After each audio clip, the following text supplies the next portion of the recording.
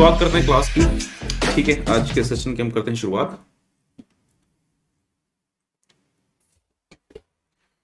Today is your first class. ठीक है, and first class में हम बहुत सारी चीज डिस्कस करने वाले। देखिए सर, आपका ये जो बैच है ये है फास्टैग बैच। ठीक है, आपका बैच है ये फास्टैग बैच। फास्टैग बैच में बेसिकली हम जो चीजें करते हैं, this is only revision.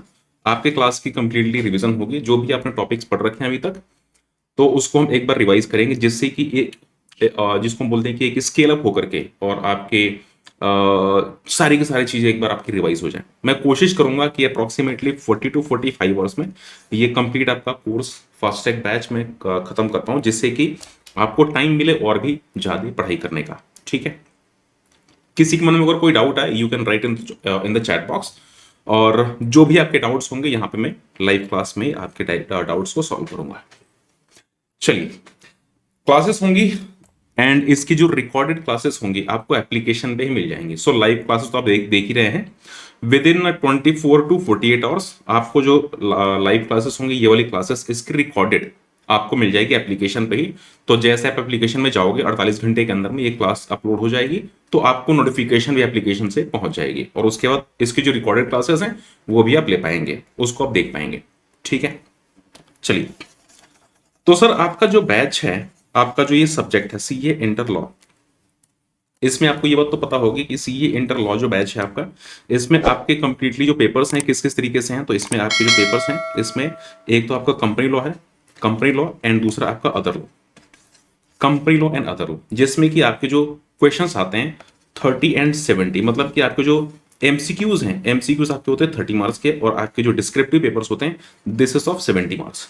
70 and 30 आपके एमसीक्यूज 30 नंबर के एंड डिस्क्रिप्टिव है 70 मार्क्स के। जो पेपर्स आपके होंगे, इसमें आपके इस 30 मार्क्स में कोई भी नेगेटिव मार्किंग नहीं है, कोई भी यहां पे नेगेटिव मार्किंग नहीं है। इसका मतलब कि आपको 30 एमसीक्यूज में से 30 एमसीक्यूज में से कोई भी एमसीक्यूज छोड़ना नहीं है, आपको सारे के सारे एमसीक्यूज करने हैं। इसके अलावा जो आपके टॉपिक्स हैं 70 मार्क्स जो आपके आने वाले हैं, जो कि आपका डिस्क्रिप्टिव, डिस्क्रिप्टिव में आपको कैसे करना है, क्या करना है और कैसे करना है, तो यहां पे मैं आपको थोड़ा सा बता देता हूं। पहले देखिए सर, जो आपका डिस्क्रिप्टिव पेपर है, डिस्क्रिप्टिव पेपर, इसमें आपको लिखने का तरीका पता होना चाहिए। तो मैं आपको लिखने का तरीका भी बताऊंगा कि आपको लिखना कैसे है, क्लास के बीच में एक दो सेशंस लेकर के, आधे घंटे का टाइम लेकर के, और मैं आपको उस टाइम पे बताऊंगा कि आपको लिखना कैसे है क्लास में। ठीक है, किस तरीके से आपको लिखना है। और अगर आप उस तरीके से लिखते हो, अगर आप उस तरीके से उस टेक्निक से आप लिखते हो, तो आपके मार्क्स अच्छे मिलेंगे, क्योंकि जो प्रेजेंटेशन है, प्रेजेंटेशंस बहुत ही इंपैक्टफुल होती हैं। आपको प्रेजेंटेशन अच्छे से करना होता है पेपर में, और अगर आप अच्छे से प्रेजेंट करोगे तो बिल्कुल आपके नंबर अच्छे मिलेंगे। यहाँ पे एक दो और डाउट्स होते हैं कि क्या हमें जो डिस्क्रिप्टिव पेपर्स लिखने हैं, इसमें लॉ की लैंग्वेज में लिखना है या नॉर्मल लैंग्वेज में लिखना है। सर देखिए, आपको न तो कंप्लीटली लॉ की लैंग्वेज में लिखना है, न तो आप कंप्लीटली आपके लैंग्वेज में लिखना है। आपको लिखना कैसे है? अब जो कीवर्ड्स होने चाहिए, जो कीवर्ड्स होने चाहिए, आपको कंप्लीटली इसको रट्टा नहीं मारना। ये कंप्लीटली आपकी रटिफिकेशन नहीं होगा। आपको करना कैसे है, आपके जो कीवर्ड्स हैं, आपके जो कीवर्ड्स हैं, आपको कीवर्ड्स तो पढ़ने पड़ेंगे। ठीक है, तो कीवर्ड्स के लिए कोशिश करिए कि आप एक नोट्स खुद के बनाइए। नोट्स खुद के ज्यादा अच्छे होते हैं। जो भी आपके कीवर्ड्स हैं, थोड़ा सा आपको एक्स्ट्रा मेहनत करना पड़ेगा। कीवर्ड्स आपके जो भी होंगे नोट्स में, सिंपली जैसे कि आज मैं जो भी चैप्टर या जो जो भी मैं टॉपिक पढ़ा रहा हूं, उसके जो कीवर्ड्स होंगे आप निकाल के आधे घंटे का टाइम दीजिए। आधे घंटे में सारे के सारे कीवर्ड्स निकाल के और आप उसको रख सकते हैं, एक जगह आप उसको लिख सकते हैं। उसके बाद जो आपके कॉन्सेप्ट्स होंगे, कॉन्सेप्ट्स आपको खुद ही उसको देखना होगा। जो भी, जैसे कि आपने एक कोई सेक्शन याद करा, तो सेक्शन याद करने के बाद सेक्शन के बारे में आपको पता तो चल ही गया। सिंपली आपको उसको रिलेट कर लेना कीवर्ड से। जो आप चीजें लिख रहे हो तो उसमें कीवर्ड से वाले ऐड कर देने हैं। यहाँ पे लैंग्वेज आपकी होगी, जो आप सेक्शन लिखोगे ये आपकी लैंग्वेज में होगा, लेकिन जो कीवर्ड्स होंगे वो कीवर्ड्स होंगे बुक के। तो अगर आप इस तरीके से करते हो, कीवर्ड्स आप वहां पे डालते हो, तो एग्जामिनर आपके कीवर्ड्स को ही ढूंढता है कि भैया कीवर्ड्स आपके पढ़े हैं कि नहीं पढ़े हैं। अगर आपके कीवर्ड्स पढ़े हैं, वेल एंड गुड, वहां पे आपको मार्क्स मिलेंगे। तो प्रोविजन आप जो भी लिखोगे, प्रोविजन यहाँ पे आप उसमें कीवर्ड्स होने बड़े इंपॉर्टेंट है। प्रोविजंस में आपको कीवर्ड्स लिखना पड़ेगा। ठीक है। तो आपको लॉ पूरी तरीके से पूरी लैंग्वेज में, लॉ की लैंग्वेज में आपको नहीं लिखना। आप अपनी खुद की कुछ लैंग्वेज आप मिला सकते हो, लेकिन कीवर्ड्स तो वही होने चाहिए जो कि आपकी बुक में गिवन है। आपकी जो बुक है, जो मैंने पीडीएफ आपके साथ में शेयर करी है, तो आप देखोगे ये कंप्लीटली लगभग अगर आप देखोगे अप्रोक्सीमेटली 90 to 95% कंप्लीटली बुक की लैंग्वेज में, ठीक है। लगभग बहुत सारी चीजें आपके बुक की लगभग 90-95% बुक की चीजें मिलेंगी। तो चाहे आप अपनी बुक पढ़ लो या ये पीडीएफ पढ़ लो, पीडीएफ थोड़ी सी और भी ज्यादा अरेंज्ड है, तो चाहे बुक पढ़ लो चाहे पीडीएफ पढ़ लो, बात एक ही है, ठीक है। तो जो भी पीडीएफ्स हैं, मैंने सारी ये सारी पीडीएफ मैंने शेयर कर रखी है। हाँ, हो सकता है कि इन कमिंग टाइम यहाँ पे कुछ और मैं चेंजेस करूं, हालांकि चेंजेस ये कंप्लीटली अमेंडेड है, ये फुल्ली अमेंडेड है, लेकिन मुझे लगेगा कि अगर कुछ और मुझे क्वेश्चंस ऐड करने हैं, ठीक है, तो या तो मैं आपको एक्स्ट्रा शेयर कर दूंगा, या तो यहाँ पे जो पीडीएफ है इसमें ऐड करके और आपको पीडीएफ शेयर कर दूंगा। मैं आपको डिनोट कर दूंगा एप्लीकेशन में कि जो पीडीएफ है इसमें कुछ एक्स्ट्रा क्वेश्चन है, ठीक है। चलिए शुरुआत करते हैं क्लास की, आज की फर्स्ट क्लास की। एंड ये कुछ रही बातें जो कि आपके सिलेबस की है, जो कि आपके कोर्स की है। आज के क्लास की हम करते हैं शुरुआत, ठीक है। देखिए सर, सबसे पहली बात कि हमारा जो कंपनीज एक्ट 2013 है, कंपनीज एक्ट 2013, तो इसमें गिवन क्या क्या है। कंपनीज एक्ट 2013, हमारा जो कंपनीज एक्ट 2013 है, इसमें हमारा सबसे पहले आता है सेक्शन 1। सेक्शन 1 में इसकी लिखी गई है एप्लीकेबिलिटी। ये एप्लीकेबल कहां कहां पे है। सेक्शन 2 है, सेक्शन 2 में लिखा गया है इसमें जो डिफिनीशन है, जो भी डिफिनीशन है आपको सारी की सारी डिफिनीशन मिलेगी सेक्शन 2 में। अच्छा, कोई भी एक्ट एप्लीकेबल कब होता है, कोई भी एक्ट कब से एप्लीकेबल हो जाता है। ये एक्ट तब से एप्लीकेबल हो जाता है जब प्रेसिडेंट ने उस पर कर दिया सिग्नेचर। जैसे ही इंडिया के प्रेसिडेंट ने उस एक्ट पे सिग्नेचर कर दिया, वो एक्ट तब से एप्लीकेबल हो जाता है। उसको जो गवर्नमेंट का गजटेड नोटिफिकेशन है, गजटेड पेपर है, उस पे गवर्नमेंट उस पे पब्लिश करती है, नोटिफिकेशन निकालती है, और उसके बाद उस दिन से वो चीजें पब्लिश हो जाती हैं, पब्लिक में आ जाती हैं। मतलब कि ये जो रूल है अब ये एप्लीकेबल इंडिया पे हो गया। लेकिन कंपनीज एक्ट 2013 में ऐसा नहीं था। यहां पे था क्या, कंपनीज एक्ट 2013 में यहां पे ऐसा नहीं था। यहां पे थोड़ी मोड़ी कुछ चेंजेस थे। यहां पे कुछ जो सेक्शंस थे, सारे सेक्शंस एक बार नहीं आए। कंपनीज एक्ट 2013 के सारे सेक्शंस एक बार नहीं आए। सेक्शन कौन कौन से आए, यहां पे सबसे पहले सेक्शन 1 आया। सेक्शन 1 आया तो प्रेसिडेंट ने सिग्नेचर करा था, तो सारा का सारा एक्ट एक बार ये पास नहीं हुआ। अच्छा, यहां पे मेरी बात में आप देखोगे कि थोड़ी सी कॉन्ट्रडिक्शन है। मैं तो बोल रहा हूं सर, आप बोल रहे हो कि यहां पे तो जैसे ही प्रेसिडेंट के सिग्नेचर हो गए ये एक्ट आपका एप्लीकेबल हो जाता है, लेकिन यहां पे आप बोल रहे हो कि कंपनीज एक्ट 2013 में ऐसा नहीं था। ऐसा क्यों था, क्योंकि कंपनीज एक्ट 2013 में ही ये बातें लिखी है कि जो ये सेक्शन होगा, ये जो कंपनीज एक्ट 2013 होगा, ये सारा एक बार नहीं आएगा। ये बातें कंपनीज एक्ट 2013 में लिखी गई हैं कि कंपनीज एक्ट 2013 सारा का सारा कंपनीज एक्ट 2013 एक बार नहीं आएगा। ये जो सेक्शंस हैं धीरे धीरे जो previous companies act previous company law 1956 था, उसको धीरे धीरे रिपील करेंगे। अब यहां पे देखिए रिपील, एक मैं वर्ड बोल रहा हूं रिपील। रिपील का मतलब क्या है, रिपील मतलब ये है कि जो 1956 वाले सेक्शन थे और 2013 वाले सेक्शंस अभी जो बने हैं, जो इससे रिलेटेड सेक्शन है, जो इससे रिलेटेड सेक्शन है, जैसे इसमें बन जाएगा, जैसे इसमें एप्लीकेबल हो जाएगा, तो इससे रिलेटेड वाला सेक्शन अब ये एप्लीकेबल यहां पे नहीं होगा, ठीक है। अब 2013 वाले जो सेक्शन हैं ये एप्लीकेबल हो जाएंगे, न कि 1956 वाले। तो यहां से इसको रिपील करके, रिपील मतलब इसको कर दिया जाएगा रिप्लेस इस वाले सेक्शन से। बात समझ आ रही है। तो यहां पे सेक्शंस हो जाएंगे रिपील, सेक्शंस आपके रिपील हो जाएंगे कंपनीज एक्ट 2013 वाले। अच्छा, ये लिखा कहां पे है कि सारा एक्ट एक बार नहीं आएगा। तो देखिए सब कुछ आपको यहां पे बताने वाला हूं, एक बार जरा पढ़ते हैं। दिस एक्ट में बी कॉल्ड कंपनीज एक्ट 2013। इसको हम क्या बोलेंगे, इसको हम बोलेंगे कंपनीज एक्ट 2013। पूरे इंडिया पे लगता है, ठीक है। ये जो एक्ट है आपका लगता है पूरे इंडिया पे। This section shall come to force at one and the remaining. This section यहां पे लिखा हुआ है दिस सेक्शन। दिस सेक्शन मतलब कौन सा सेक्शन, हम अभी हैं सेक्शन नंबर 1 में। सेक्शन 1 में, तो ध्यान रखिएगा हम सेक्शन 1 में है, तो ये जो सेक्शन है shall come to force at one, ये पूरा सेक्शन सेक्शन 1 की बात हम कर रहे हैं। ये पूरा का पूरा सेक्शन 1 एक ही बार आ जाएगा, ये कंप्लीटली एक ही बार एप्लीकेबल हो जाएगा। ठीक है, जैसे कि आज हम कंपनीज एक्ट 2013 में जैसे ही प्रेसिडेंट ने सिग्नेचर करा, सेक्शन 1 पूरा का पूरा एप्लीकेबल हो जाएगा। लेकिन and the remaining provisions of this act shall come into force on such a date as the CG may by notification in the official gazette appoint, and different dates may be appointed for different provisions of this act, and any reference in any provisions to the commencement of this act shall be constituted as the reference to the coming into force of that provision। बात समझ आ रही है? इसका मतलब ये है section 1 to आपका एक ही बार आ गया, जैसे प्रेसिडेंट सिग्नेचर किया सेक्शन 1 आपका एप्लीकेबल हो गया। लेकिन इसके बाद के जो आपको सेक्शंस होंगे, जो रिमेनिंग सेक्शंस होंगे, ये रिमेनिंग सेक्शंस अभी नहीं आएंगे, ये धीरे धीरे करके आएंगे। जो गवर्नमेंट है ना, इसको एक नोटिफिकेशन निकालेगी गजट ऑफ इंडिया में, जो कि आपका जो गजट ऑफ इंडिया यहां पे धीरे धीरे इसको नोटिफाई करेगा।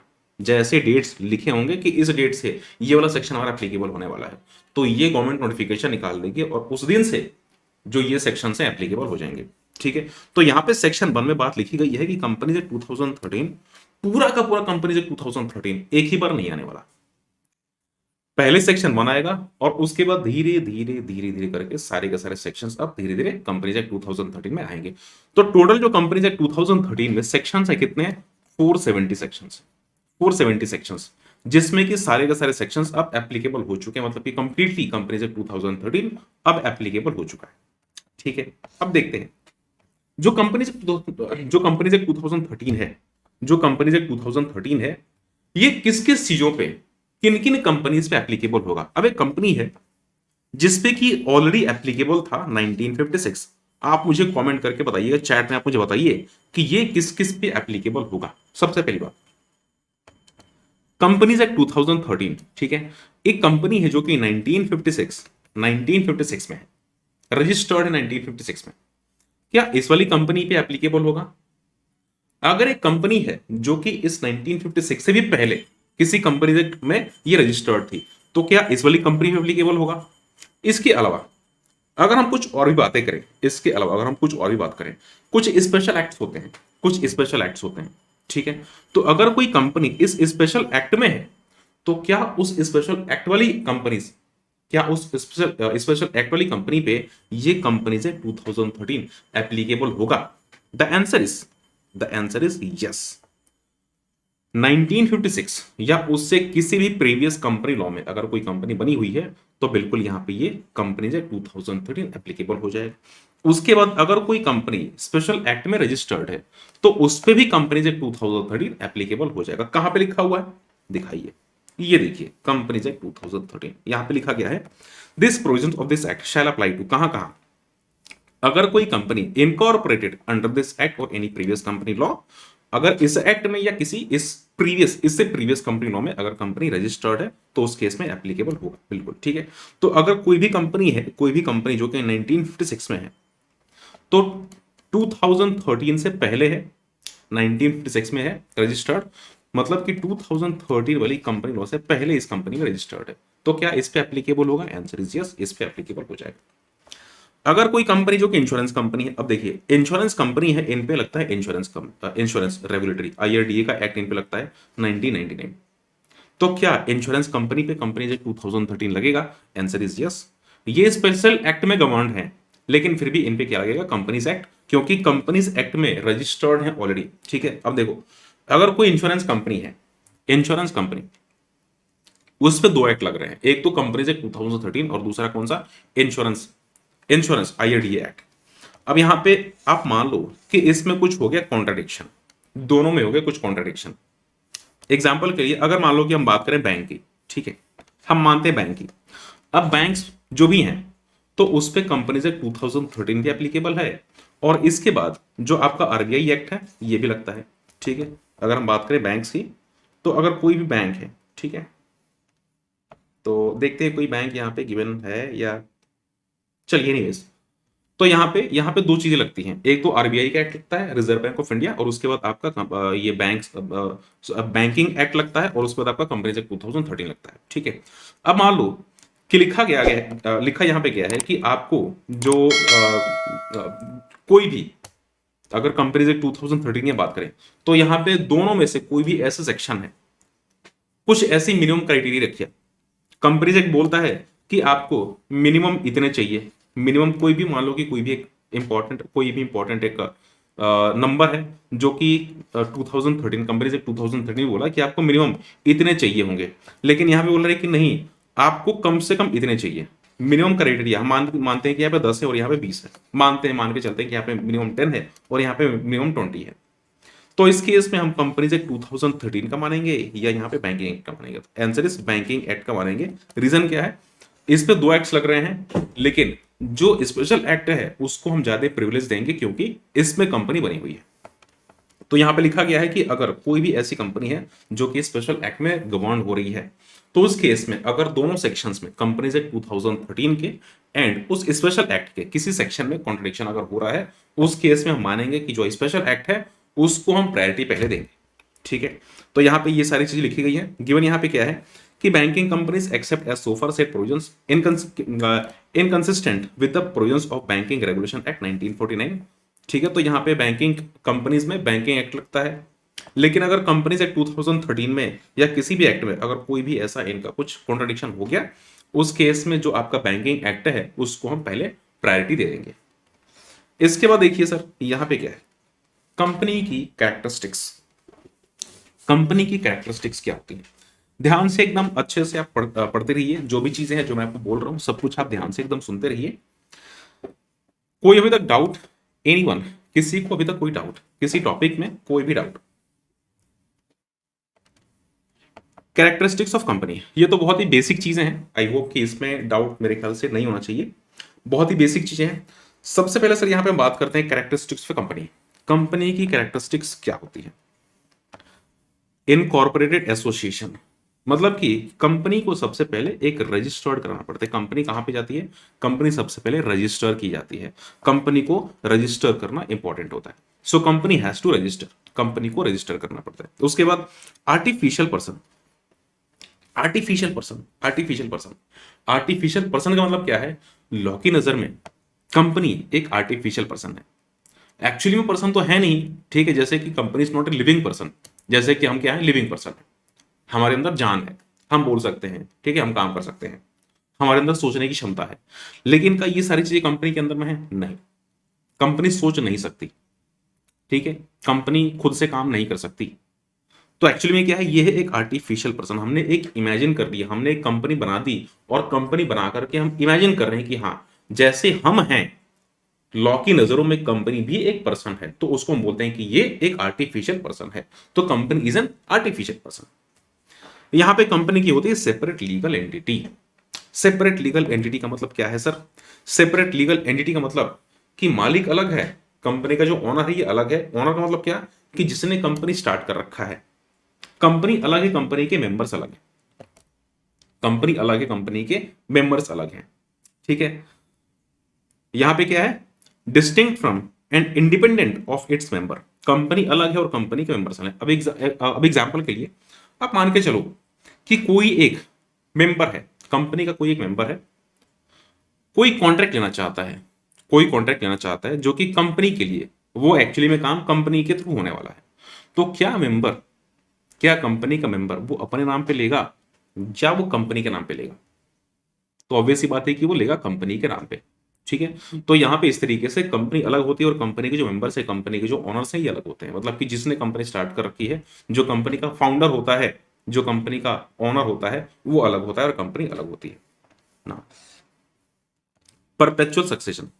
परपेचुअल सक्सेशन का मतलब क्या? कि चाहे कंपनी रहे या जाए उसे कोई फर्क नहीं पड़ता। चाहे कंपनी रहे या जाए कोई फर्क नहीं पड़ता। सॉरी, चाहे मेंबर्स, कंपनी के जो मेंबर्स हैं चाहे रहे या जाए, इनके डेथ से कोई कंपनी में इंपैक्ट नहीं होता।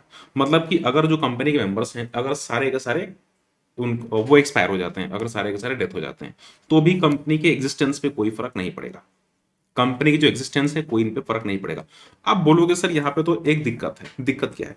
अगर मान लो कि कोई ये कंपनी है, ठीक है, एक प्राइवेट कंपनी मान लेते हैं, private company, private company, private company में मिनिमम कितने चाहिए मेंबर्स? मिनिमम यहाँ पे 2 मेंबर्स तो चाहिए चाहिए।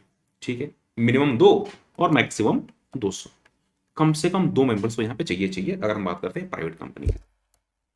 हुआ यहाँ पे ऐसा कि इस कंपनी में 2 मेंबर्स ही थे, इस कंपनी में 2 मेंबर्स ही थे। कुछ भूकंप आया एरिया में और दोनों के दोनों एक्सपायर हो गए, नहीं रहे, मर गए। कंपनी के पास में अब मेंबर्स कितने हैं? अब तो 0 मेंबर्स हैं। लेकिन क्या कंपनी फिर भी चलती रहेगी? क्या कंपनी फिर भी चलती रहेगी? The answer is yes. लेकिन जो मिनिमम नंबर ऑफ मेंबर्स हैं ये तो खत्म है। 2 चाहिए थे लेकिन 2 तो एक्सपायर हो चुके हैं। अब कंपनी के पास में 0 मेंबर्स हैं, तो कैसे चलेगा? तो सर देखिए, कंडीशन क्या होती है कि कंपनी को जो मिनिमम क्राइटेरिया है, इफ इन केस कभी ऐसा होता है, अगर कभी ऐसा होता है कि इस कंपनी में ये मिनिमम मिनिमम जो क्राइटेरिया है अगर ये कम हो जाता है, मिनिमम से भी अगर कम हो जाता है, उस केस में कंपनी लॉ टाइम देता है 6 महीने का, 6 मंथ का, और बोलता है कि 6 महीने में ना आप इस मिनिमम क्राइटेरिया को कंप्लीट कर लो, इसको कर लो पूरा। तो 6 महीने का टाइम दिया जाता है इसको पूरा करने के लिए। 6 महीने के अंदर में इनको ये पूरा करना होता है। बात समझ आ रही है? तो यहां पे 6 महीने का टाइम दिया जाता है इसको पूरा करने के लिए, and they can do this. ठीक है, इनको ये करना होता है। अगर 6 महीने के अंदर में ये पूरा हो जाता है, उस केस में ये कंपनी वैसे ही रन करेगी जैसे कि पहले रन किया करती थी। तो कंपनी में जो नॉमिनी होंगे या जो इनके घर के या जो भी इनके जो लीगल एयर्स होंगे, वो क्या करेंगे? इस क्राइटेरिया को पूरा करेंगे। ठीक है, तो यहां पे हम बात करते हैं अगर इस कंडीशन की, तो यहां पे ये कंडीशन ऐसी होती है। बात करते हैं नेक्स्ट। यहां पे जो लाइबिलिटी है ये है लाइबिलिटी लिमिटेड, लिमिटेड लाइबिलिटी। इसका मतलब क्या? अगर मान के चलते हैं कि कोई एक कंपनी है और कंपनी पे लोन हो गया, लोन हो गया 1 करोड़ का, 1 करोड़ का लोन। कंपनी पे 1 करोड़ का लोन था, लेकिन कंपनी की जो कंप्लीट प्रॉपर्टी थी, सारी की सारी प्रॉपर्टी थी, ये कितने की थी? कंपनी की सारी मिलाकर के जो प्रॉपर्टी थी, ये पूरी की पूरी प्रॉपर्टी 50 लाख रुपए की थी। अब ये जो 1 करोड़ का जो लोन था, जिसने जिसने कंपनी को ये लोन दे रखा है, वो क्या करेगा? कंपनी से बिल्कुल लेना चाहेगा, जल्दी से जल्दी लेना चाहेगा, क्योंकि पैसे इसके मारे जा रहे हैं यहां पे। तो क्या यहां पे कंपनी को पूरा 1 करोड़ देना पड़ेगा या यहां पे कंपनी को 50 लाख देना पड़ेगा? द आंसर इज कंपनी की, क्योंकि सॉरी यहां पे जो मेंबर्स की लाइबिलिटी हो जाती है लिमिटेड। ठीक है, यहां पे मेंबर्स की जो लाइबिलिटी है ये हो जाती है लिमिटेड। तो 50 लाख जो है, ये 50 लाख तो बढ़ जाएंगे। कैसे? जिसने 1 लाख दे रखा है उसको 50,000 मिल जाएगा, जिसने 5 लाख दे रखा है उसको 2.5 लाख मिल जाएगा। मतलब कि जिनको जिनको जितना का अमाउंट है उसका 50% है ना, 50% तो यहां पे दे दिया जाएगा। बाकी जो पैसे हैं, बाकी पैसे अब इनको छोड़ने पड़ेंगे। रीजन क्या है? मेंबर्स की लाइबिलिटी हो जाएगी लिमिटेड। तो कंपनी में जो मेंबर्स हैं उनकी लाइबिलिटी क्योंकि लिमिटेड है, अब इनको अपने घर से पैसे लेके देने की जरूरत नहीं पड़ेगी। तो यहां पे घर से लेकर के पैसे ये नहीं देंगे क्योंकि इनकी जो लाइबिलिटी है क्या है? लिमिटेड। तो यहां पे अगर हम बात करें कंपनी की, this is limited liability. Company की जो लाइबिलिटी है ये क्या है? लिमिटेड है। कंपनी की होती है कॉमन सील। कॉमन सील क्या है? बेसिकली एक कंपनी का स्टैंप होता है। ठीक है, एक कुछ इस तरीके से करके, अगर आपने स्टैम्प देखा होगा तो अगर मैं थोड़ी सी इसकी ड्राइंग बनाता हूं तो कुछ इस तरीके से एक स्टैम्प, एक जैसे कि आपने रबर स्टैम्प देखा होगा ना, इस तरीके से एक रबर स्टैम्प ऐसे। ठीक है, यहाँ पे एक जैसे कि मान लो कि ऐसे एक रबर स्टैम्प है। ठीक है, एंड ये ऐसे करके कुछ मान के चलते हैं कि एक कंपनी का एक रबर स्टैम्प है। ठीक है, ये एक कंपनी का कुछ स्टैम्प ऐसे होता है, इसको पकड़ के ऐसा ठप्पा मारा जाता है। ठीक है, अच्छा अगर हम बात करें इस स्टैम्प की, तो जो स्टैम्प के अगर आप जिस साइड से ठप्पा मारा जाता है, मतलब कि जो एक ये वाला एरिया होता है, नीचे का जो एरिया होता है, यहाँ पे जो लिखावट होती है, यहाँ पे जो लिखावट होती है, this is engraved. Engraved, engraved का मतलब क्या है? ये जो लिखावट इनग्रेव्ड होती है इसका मतलब क्या है? देखिए सर, इनग्रेव्ड का मतलब क्या है? आपने क्रेडिट कार्ड देखा होगा, क्रेडिट कार्ड या कोई डेबिट कार्ड भी होते हैं। तो अगर आप उसको टच करोगे, कार्ड में जो कार्ड नंबर होता है, कार्ड नंबर अगर आप इसको ऐसे टच करोगे ऐसे, तो उस पे आपकी जो उंगली में ना वो नंबर लगते हैं, है ना, वो नंबर उभरा हुआ होता है।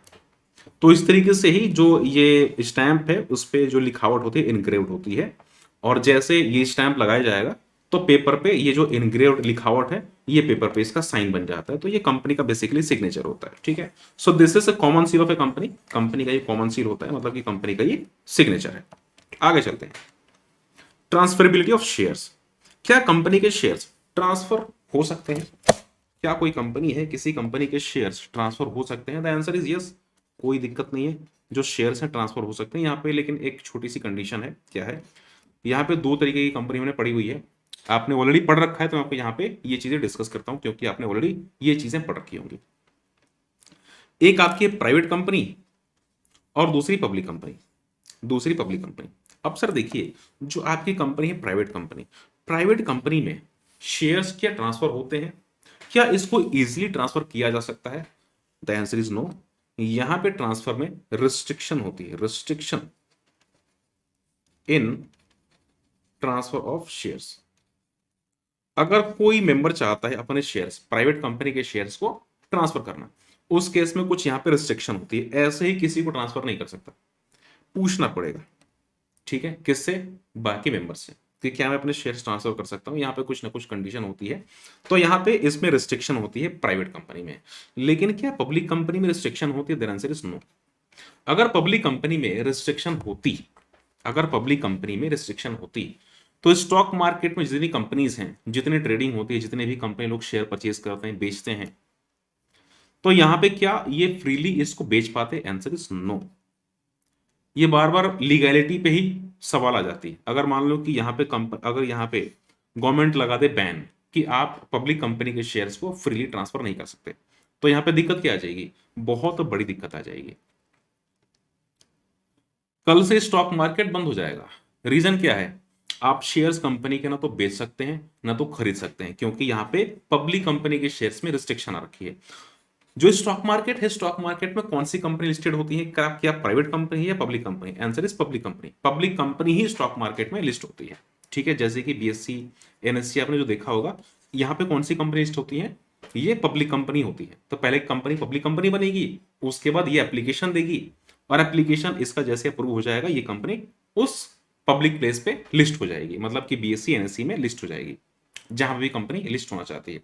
अब देखिए यहाँ पे क्या होता है, जैसे कंपनी लिस्ट हो जाएगी, इसके शेयर्स स्टॉक मार्केट में ट्रेड होना शुरू हो जाएंगे। अब स्टॉक मार्केट तो पब्लिक प्लेस है, पब्लिक प्लेस है मतलब कि वहां पे बायर्स हैं और कंपनी है, जो कि अब वहां पे बायर्स भी हैं, सेलर्स भी हैं, और वहां पे गुड्स क्या है? कंपनी के शेयर्स हैं। अब जो गुड्स है, गुड्स के ट्रांसफर में ही रिस्ट्रिक्शन लग जाएगा। सोचो, अगर आप गए सब्जी मार्केट में, अगर आप गए सब्जी मार्केट में और सब्जी मार्केट में रिस्ट्रिक्शन लगा दिया गया कि सब्जी अगर आप खरीदना चाहते हो तो आपको जा करके गवर्नमेंट से अप्रूवल लेना पड़ेगा, और उसके बाद सब्जी आप खरीद सकते हो, तो आपको दिक्कत बढ़ेगी ना। सब्जी परचेज करने के लिए आप उसका परफॉर्म बनाओगे, बना करके फिर जाओगे किसी गवर्नमेंट ऑफिसर के पास में, उससे सिग्नेचर कराओगे, उससे अप्रूवल लोगे, और उसके बाद आप आकर के सब्जी परचेज करोगे। अगर मान लो ऐसा हो गया तो ये दिक्कत आती है। सेम अगर मान लो कि कंपनी के शेयर्स के साथ में ऐसा हो गया, पब्लिक कंपनीज होती हैं, पब्लिक कंपनी स्टॉक मार्केट में, अगर गवर्नमेंट ने कभी बैन लगा दिया कि पब्लिक कंपनी के शेयर्स फ्रीली ट्रांसफरेबल नहीं है, वहां पे क्या होगा? वहां पे जो कंपनी के शेयर्स हैं वो फ्रीली ट्रांसफरेबल नहीं होंगे। इसका मतलब कि इनके शेयर परचेजिंग एंड सेलिंग पे बैन लग जाएगा। यहाँ पे जैसे कोई रिस्ट्रिक्शन आए, यहाँ पे बायर्स ना तो बाई कर पाएंगे ना तो सेलर्स सेल कर पाएंगे, तो यहाँ पे बहुत बड़ी दिक्कत हो जाएगी। अगर गवर्नमेंट ने इस पे बैन लगा दिया तो कल की डेट में स्टॉक मार्केट बंद हो जाएगा। बात समझ आ रही है? तो यहाँ पे जो पब्लिक कंपनी है, पब्लिक कंपनी के शेयर्स की ट्रांसफरेबिलिटी पे कोई रिस्ट्रिक्शन नहीं होती है। This is freely transferable. Public company के शेयर्स की अगर हम बात करें तो पब्लिक कंपनी के शेयर्स फ्रीली ट्रांसफरेबल होते हैं। लेकिन अगर हम बात करते हैं प्राइवेट कंपनी की, तो प्राइवेट कंपनी के shares these are not freely transferable, यहाँ पे रिस्ट्रिक्शन होती है। तो अगर प्राइवेट कंपनी के शेयर्स अगर किसी को खरीदने हैं या बेचने हैं, उस केस में यहाँ पे रिस्ट्रिक्शन होती है। रिस्ट्रिक्शंस को फॉलो करेंगे देन ये ट्रांसफर कर सकते हैं, मतलब कि ये परचेज कर सकते हैं, इसको सेल कर सकते हैं। लेकिन अगर हम बात करें पब्लिक कंपनी की, पब्लिक कंपनी के शेयर्स फ्रीली ट्रांसफरेबल होते हैं। आगे चलते हैं इसके बाद। सर देखिए, हमने ये भी देख लिया ट्रांसफरेबिलिटी ऑफ शेयर्स। इसके बाद आपका है सेपरेट मैनेजमेंट। अच्छा, यहां पे आपका जो टॉपिक है सेपरेट मैनेजमेंट, इसका मतलब क्या है? सेपरेट मैनेजमेंट का मतलब क्या है? देखिए सर, सेपरेट मैनेजमेंट का मतलब यह है कि कोई एक दूसरे के काम में कोई दखलंदाजी नहीं देगा। कोई भी एक दूसरे के काम में कोई दखलंदाजी नहीं देगा। सभी लोग अपना अपना काम करेंगे, अपना अपना काम करना है। जैसे कि कंपनी से 2013 में अगर आप देखोगे तो यहां पे लिखा क्या गया है कि कंपनी के जो भी काम करने हैं, कंपनी में जो भी कुछ काम करना है, जो भी कुछ डिसीजन लेना है, ये कौन लेगा? BOD, board of directors. यहां पे जो भी डिसीजंस लेना है, they will take all the decisions. लेकिन यहां पे कुछ चीजें लिखी गई हैं, बीओडी को भी बोला गया है कि देखो जी बीओडी, यहां पे ना हम कुछ काम आपको बता रहे हैं कि अगर आपको ये वाले काम करने हैं तो हम सेक्शन में लिख देंगे। कोई अगर आपको काम करना है तो हम सेक्शन में लिख देंगे कि आपको इस काम को करने के लिए कंपनी के जो मेंबर्स हैं, मेंबर से भी आपको अप्रूवल लेनी पड़ेगी। मतलब कि जब तक मेंबर से अप्रूवल नहीं मिलेगा, आप अकेले इस काम को नहीं कर पाओगे। तो यहाँ पे बीओडी नॉर्मली तो क्या करते हैं, बीओडी अगर कोई काम करना होगा तो कंपनी के जो डायरेक्टर्स हैं, बोर्ड ऑफ डायरेक्टर्स, ये काम कर लेंगे, कोई दिक्कत नहीं है। लेकिन अगर कोई ऐसा काम करना है, एग्जाम्पल के लिए कंपनी को चेंज करना, अपना नाम, कंपनी को नाम चेंज करना है, तो कंपनी को नाम चेंज करने के लिए कंपनी कहां पे जाएगी? सेक्शन 13। सेक्शन 13 में कंपनी नाम चेंज करने के लिए सेक्शन 13 में जाएगी। सेक्शन 13 के हिसाब से कंपनी को नाम चेंज करना होगा। अब देखो लिखा क्या गया है सेक्शन 13 में कि कंपनी, देखो जी, अगर आप अपना नाम चेंज करना चाहते हो उस केस में आपको पास करना पड़ेगा एसआर या ओआर। इस केस में आपको एसआर पास करना पड़ेगा, स्पेशल रेजोल्यूशन, आपको एसआर पास करना पड़ेगा। एसआर पास करने का मतलब क्या? क्या यहाँ पे कंपनी के बीओडी अकेले ही नाम चेंज कर पाएंगे? Answer is no. बीओडी यहाँ पे अकेले नाम चेंज नहीं कर पाएंगे। इसके लिए क्या करना पड़ेगा? इनको इनको पूछना पड़ेगा मेंबर से। तो सेक्शन में लिखा गया, सेक्शन 13 में लिखा गया है कि अगर आपको ये काम करना है, इस केस में आपको कंपनी के मेंबर से पूछना पड़ेगा। तो पहले आप पूछिए कंपनी के मेंबर से, और उसके बाद जैसे वहां से अगर आपको अप्रूवल मिल जाती है तो ही आप ये काम कर सकते हैं।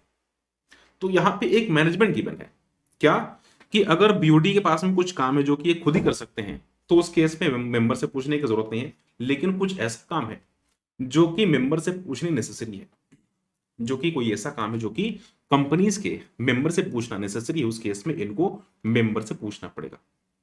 तो जो भी कंपनी का मैनेजमेंट है या जो भी कंपनी का जो एक मैनेजमेंट है, तो वहां पे सेपरेट गिवन है कि किसको कौन कौन सा काम है। तो यहाँ पे क्या है गिवन, यहाँ पे क्या है कि कंपनी के पास में एक सेपरेट मैनेजमेंट है, तो कोई भी किसी के काम में इंटरफेयर नहीं करेगा। ठीक है, जो भी चीजें लिखी गई है उसको फॉलो करना होगा। This is called separate management. ठीक है, आगे चलते हैं। कंपनी सीयू भी कर सकती है और सीयू भी हो सकती है। जैसे ही कंपनी जैसे रजिस्टर हो जाती है तो यहाँ पे एक लीगैलिटी आ जाती है, मतलब कि कंपनी चाहे किसी को सीयू करना, कंपनी सीयू कर सकती है, और कंपनी को कोई थर्ड पार्टी सीयू भी कर सकता है। सेपरेट प्रॉपर्टी, कंपनी की जो प्रॉपर्टी है सेपरेट होती है, मतलब कि मेंबर जो है कंपनी के वो अलग होते हैं और यहाँ पे कंपनी है वो अलग होती है। तो कंपनी की प्रॉपर्टी अलग है और यहाँ पे मेंबर्स की जो प्रॉपर्टी है, दिस इज कंप्लीटली डिफरेंट।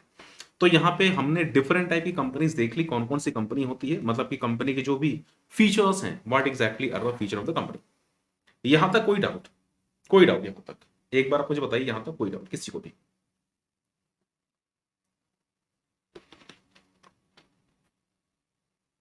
आगे चलते हैं नेक्स्ट टॉपिक पे, and this is kind of company. ठीक है, यहाँ पे कंपनी के काइंड कौन कौन से हैं, काइंड ऑफ ए कंपनी। यहाँ पे कुछ स्पेशल टाइप की कंपनीज हैं। ठीक है, नॉर्मली कंपनी के काइंड तो बहुत तरीके के हैं, लेकिन यहाँ पे कुछ काइंड हैं जो कि थोड़े से इंपॉर्टेंट जाते हैं और इससे क्वेश्चंस आपके एग्जाम में पूछे जाते हैं। नॉर्मली अगर आप देखोगे कि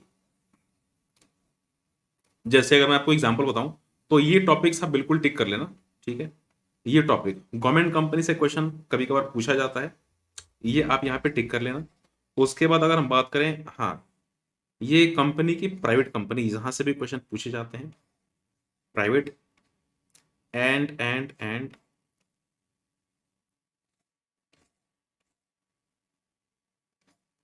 ये बहुत इंपॉर्टेंट है, दिस इज वेरी इंपॉर्टेंट। ठीक है, हालांकि मुझे लगता है कि नवंबर 23 में इससे आने के चांसेस थोड़े से कम है, 285 से आने के चांसेस थोड़े से कम है, क्योंकि अभी ये जो अमेंडमेंट आई थी 4 and 40 की, 4 and 40 की जो अमेंडमेंट आई थी, ये पिछले बार ही आई थी, पिछले अटेम्प्ट में आई थी।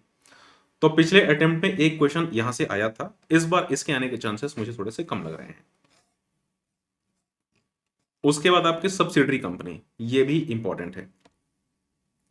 तो कंपनीज में ये सारी चीजें, इनके जो डिफिनेशंस हैं आप बिल्कुल बहुत ही अच्छे से कर लेना। देखिए यहाँ पे हम बारी बारी सब कुछ एक बार पढ़ते हैं। Kind of A company, companies के जो काइंड है, कितने कितने तरीके की कंपनीज होती हैं। सबसे पहली बात, कि company limited by guarantee, company limited by guarantee means a company having the liability of its member limited by the memorandum of such amount as the members may respectively undertake to contribute to the asset of the company in event of being wound up। ये होता क्या है, जब company बन रही होती है, कोई अगर मेंबर कंपनी का बनना चाहता है तो कंपनी के मेमोरेंडम में ये बातें लिखी जाती हैं कि कौन मेंबर कितने तक का लायबल है, कितने तक का लायबल है। कल की डेट में अगर कंपनी चली जाए वाइंड अप में, कंपनी अगर बंद होने की कगार पे आ गई, उस केस में अगर मेमोरेंडम में लिखा गया है कि मेंबर ए 1 लाख रुपए तक के लायबल हैं, यहाँ पे नंबर ऑफ शेयर्स नहीं, यहाँ पे एक लिमिटेड गारंटी है कि इनकी गारंटी, ठीक है, इनकी गारंटी 1 लाख रुपए तक की है, तो यहां से इनसे 1 लाख रुपए तक वसूला जा सकता है। 5 लाख रुपए की गारंटी है, इनसे 5 लाख रुपए तक की गारंटी वसूली जा सकती है। तो यहाँ पे एक लिमिटेशन होती है कि हाँ कंपनी इनसे इतने तक के पैसे वसूल सकती है। तो यहाँ पे इनके पास में ये लिमिटेशन होती है कि कल की डेट में अगर कंपनी जाती है वाइंड अप पे, उस केस में इनके पास में एक गारंटी गिवन है कि मेंबर इतने तक की गारंटी लेंगे। तो ये चीजें कहां पे होती हैं, memorandum, limited by the memorandum of such amount, ये चीजें लिखी जाती है कंपनी के मेमोरेंडम में। अच्छा, इसके बाद कंपनी लिमिटेड बाय शेयर्स, दूसरी कंपनी होती है लिमिटेड बाय शेयर्स। अब मान लो कि मैंने कोई कंपनी या किसी ने भी किसी कंपनी के शेयर्स परचेज की, किसी ने किसी कंपनी के शेयर परचेज किए। अब ये जो शेयर था, ये शेयर था 100 रुपए का, ये शेयर था 100 रुपए का, ठीक है। इन्होंने सोचा कि कंपनी का शेयर अभी तो 100 रुपए पे चल रहा है और कंपनी अभी स्टार्ट ही हो रही है, कंपनी का शेयर 100 रुपए का ही है, मैं एक काम करता हूं, जो कंपनी का 100 रुपए का शेयर है ना, मैं इसमें 1 लाख शेयर परचेज करता हूं, ठीक है। इन्होंने सोचा 1 लाख शेयर परचेज करने का, तो कंपनी का इन्होंने 1 लाख शेयर परचेज करने के लिए एप्लीकेशन दे दिया। तो इन्होंने शेयर में जो पेमेंट करनी थी, अब आपको पता ही है कि जब कंपनी शेयर के लिए अलॉटमेंट, पहले क्या होता है कि कंपनी शेयर के लिए एडवर्टीजमेंट निकालेगी, प्रोस्पेक्टस इशू करेगी। जब प्रोस्पेक्टस कंपनी का इशू हो जाएगा, प्रोस्पेक्टस इशू करने के बाद उसके बाद जो भी जिनको शेयर लेने हैं वो अप्लाई करेंगे एप्लीकेशन मनी दे करके। उसके बाद आता है अलॉटमेंट, ठीक है। अलॉटमेंट कंपनी जैसे शेयर्स अलॉट करेगी, कंपनी डिमांड करेगी अलॉटमेंट मनी, तो शेयर होल्डर्स जिनको शेयर अलॉट हो चुके हैं अलॉटमेंट मनी कंपनी को पे करेंगे। उसके बाद कॉल्स आएंगे, first call, second call, third call, इस तरीके से चीजें चलती हैं। मान के चलते हैं कि इन्होंने जो इस प्रोसीजर में पेमेंट कर रखी थी, तो 100 के हिसाब से इनके पास में 1 लाख शेयर्स कंपनी के मिल चुके हैं, इनको 1 लाख शेयर्स कंपनी के मिल चुके हैं। हुआ ऐसा, इन्होंने एप्लीकेशन मनी भी पे कर दी, अलॉटमेंट भी पे कर दी, टोटल 7 रुपए, सॉरी टोटल 70 रुपए पर शेयर का 70 रुपए इन्होंने पे कर दिया। अभी 30 रुपए बाकी है पे करना, 30 रुपए पे करना बाकी है। 30 रुपए का मतलब क्या, 30 मल्टीप्लाइड बाई कितना, 1 लाख, 1 लाख शेयर है ना, तो 30 मल्टीप्लाइड बाई 1 लाख, इसका मतलब कि 30 लाख रुपए कंपनी का बकाया है अभी इन पे। कंपनी को 30 लाख रुपए और देंगे, रीजन क्यों, 100 रुपए का शेयर है लेकिन अभी तक इन्होंने केवल दे रखे हैं 70 रुपए, तो बाकी 30 रुपए तो देने पड़ेंगे इनको, 30 रुपए बाकी जो है ये तो इनको देने पड़ेंगे, ठीक है। चलिए, यहां पे हुआ क्या कि अब ये नहीं देना चाहते हैं। क्या कंपनी इनसे रिकवर कर सकती है, क्या कंपनी इनसे रिकवर कर सकती है, द आंसर इज यस। जिस तरीके से लोन का अमाउंट रिकवर होता है, उस तरीके से कंपनी इनसे ये पैसे रिकवर कर सकती है। कंपनी चाहे बिल्कुल स्टेप्स ले सकती है, ठीक है। तो यहां पे इनसे पैसे रिकवर करने का कंपनी के पास में कंप्लीटली राइट है, कंपनी बिल्कुल एकदम ये पैसे इनसे रिकवर कर सकती है। इनकी जो लाइबिलिटी है कितने तक की है, 100 रुपए की लाइबिलिटी है, मतलब कि जब तक ये पूरे 100 रुपए शेयर का पैसे कंपनी को नहीं चुकाएंगे, जब तक ये पूरे पैसे शेयर का कंपनी को नहीं चुकाएंगे, तब तक कंपनी इनको छोड़ने वाली नहीं है। मतलब क्या है कि ये जो कंपनी है ये है limited by shares, limited by shares. इसमें एक लिमिटेशन है कि जब तक आप शेयर के पूरे पैसे नहीं दोगे तब तक आप फ्री नहीं हो। कल की डेट में अगर कंपनी चली गई वाइंड अप पे, कल की डेट में अगर कंपनी बंद होने के लिए चली गई, कंपनी बंद होने वाली है, तो क्या इनसे 30 लाख रुपए जो कि बकाया है कंपनी का, क्या इनसे 30 लाख रुपए रिकवर किए जाएंगे, आंसर इज डेफिनेटली यस, इनसे 30 लाख रुपए बिल्कुल रिकवर किए जाएंगे। क्या 30 लाख से ऊपर इनसे कुछ रिकवरी की जा सकती है, the answer is absolutely not. Reason क्या है, इनकी लायबिलिटी बस इतने तक की ही है, शेयर्स का पूरा पैसा जैसे चुकाएंगे ये पूरी की पूरी इस लायबिलिटी से डिस्चार्ज हो जाएंगे। अब इनके पास में एडिशनल इसके अलावा कोई दूसरी लायबिलिटी नहीं होगी। ठीक है, बात समझ आ रही है। अच्छा, इसके बाद आपका आता है गवर्नमेंट कंपनी। ठीक है, इसके बाद आपका आता है गवर्नमेंट कंपनी। देखिए जी, गवर्नमेंट कंपनी क्या होती है, गवर्नमेंट कंपनी क्या होती है, तो इसको आप अच्छे से समझने की कोशिश करिए। सबसे पहली बात, what exactly are the government companies. ठीक है, गवर्नमेंट कंपनीज क्या होती है। अगर हम बात करते हैं किसी गवर्नमेंट कंपनी की, अगर हम बात करते हैं किसी गवर्नमेंट कंपनी, तो यहां पे गवर्नमेंट कंपनी क्या होती है, अगर कोई भी गवर्नमेंट, चाहे सिंगल गवर्नमेंट, चाहे दो तीन गवर्नमेंट मिलकर के, या सेंट्रल गवर्नमेंट, स्टेट गवर्नमेंट, या कई सारी स्टेट गवर्नमेंट मिलकर के, किसी कंपनी का, ध्यान से सुनिएगा, किसी कंपनी का 51% और मोर, यहां पे लिमिट आप ध्यान रखिएगा, 51% और मोर, यहां पे कम से कम 51% तो होना ही चाहिए, मतलब कि 51% से ज्यादा चाहिए होगा, मोर देन 51%, 51% और मोर, ये कंडीशन गवर्नमेंट कंपनी में 51% की होती हो। ठीक है, 50% और मोर नहीं, 51% और मोर, यहां पे ये गलत हो जाएगा, यहां पे एमसीक्यू भी से आता है कभी कभार 51% और मोर, ये कौन लेगा, या तो 51% और मोर केवल सीजी ले ले, मतलब सेंट्रल गवर्नमेंट, या तो सीजी ले ले, या तो सीजी प्लस कोई एसजी, जैसे कि सीजी ने ले लिया, सेंट्रल गवर्नमेंट ने कुछ स्टेक ले लिया, या जो एसजी है, एसजी मतलब मान के चलते हैं यूपी गवर्नमेंट या दिल्ली गवर्नमेंट, दोनों ने मिलकर के इस कंपनी का 51% और मोर अगर स्टेक ले लिया, तो इस केस में ये कंपनी गवर्नमेंट कंपनी बन जाएगी। तो या तो सीजी ले ले, या तो सीजी प्लस एसजी मिलकर के ले ले, या केवल एसजी, केवल एसजी, केवल एक अकेली एसजी, केवल दिल्ली गवर्नमेंट मिलकर के, केवल अकेली दिल्ली गवर्नमेंट 51% और मोर इसका ले ले, या Delhi government plus UP government plus Haryana government plus Rajasthan government, ये कई सारी गवर्नमेंट्स मिलकर के और इसका 51% और मोर स्टेक ले ले, या central government plus Delhi government plus UP government plus Rajasthan government plus any government, ये मिलकर के और इसका 51% और मोर स्टेक ले लें, उस केस में ये जो कंपनी है क्या बन जाएगी, ये कंपनी अब बन जाएगी गवर्नमेंट कंपनी, ये कंपनी अब बन जाएगी गवर्नमेंट कंपनी। अच्छा, इसके अलावा ये कंपनी तो बन गई गवर्नमेंट कंपनी, जैसे किसी गवर्नमेंट ने या गवर्नमेंट्स ने मिलकर के जैसे इस कंपनी का 51% और ज्यादा लिया, 51% और मोर जैसे लिया, उस केस में ये जो कंपनी है बन जाएगी एक गवर्नमेंट कंपनी। लेकिन लेकिन लेकिन अगर इस कंपनी की कोई दूसरी कंपनी जो कि इस कंपनी की सब्सिडरी है, इस कंपनी की अगर कोई कंपनी जो कि इस कंपनी की सब्सिडरी है, तो क्या वो भी कंपनी एक गवर्नमेंट कंपनी बन जाएगी, क्या वो भी कंपनी एक गवर्नमेंट कंपनी बन जाएगी, आंसर इज यस।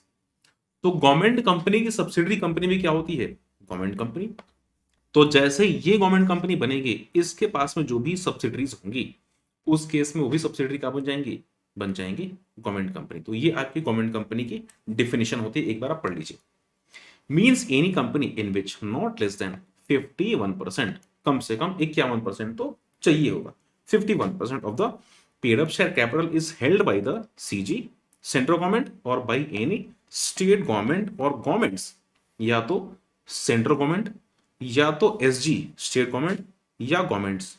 ठीक है, स्टेट गवर्नमेंट्स और गवर्नमेंट्स का मतलब क्या, या तो एक स्टेट गवर्नमेंट या एक से ज्यादा स्टेट गवर्नमेंट्स, और पार्टली बाय सीजी और पार्टली बाय वन और मोर स्टेट गवर्नमेंट्स।